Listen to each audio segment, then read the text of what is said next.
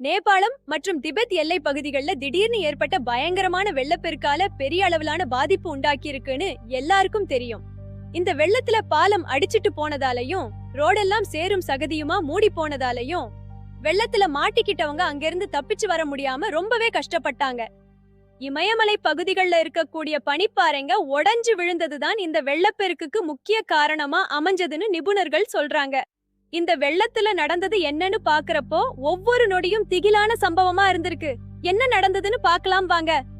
மிகப்பெரிய பனி மற்றும் பாறை சரிவு நடந்ததால லெண்டே கோலா நதியோட நீரோட்ட பாதை அடைபட்டிருக்கு. இதனால அந்த அடைப்புக்கு பின்னாடி அதிக அளவுல வெள்ள நீர் தேங்கி நின்னுகிட்டே இருந்திருக்கு. கிட்டத்தட்ட ஒரு அணை தண்ணிய தடுத்துட்டு நின்னா எப்படி இருக்குமோ அந்த அளவுக்கு தண்ணிய அந்த அடைப்பு தேக்கி வச்சிருந்தது.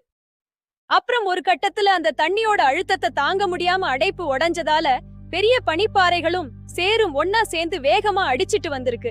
இந்த வெள்ளம் அங்கேருந்து போகி கோஷி நதிக்குள்ள புகுந்து திரிசூலி நதி வழியா பல மாவட்டங்களுக்குள்ள பெருக்கெடுத்து ஓடி இருக்கு. ஆரம்பத்துல நிலநடுக்கம் வந்ததா அமெரிக்க புவியியல் ஆய்வு மையம் சொல்லியிருந்தாங்க.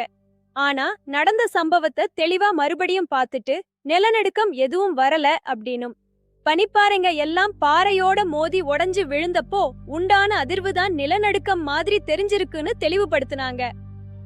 வெப்பமயமாகறதால இமயமலையோட பனிப்பாறைங்க எல்லாம் வேகமா உருகிட்டு வருதுன்னும் எதிர்காலத்துல இது மாதிரியான அசம்பாவிதம் இன்னும் அதிகமா நடக்க வாய்ப்பு இருக்குன்னு நிபுணர்கள் இந்த சம்பவத்துக்கு அப்புறம் எச்சரிக்கை கொடுத்திருக்காங்க.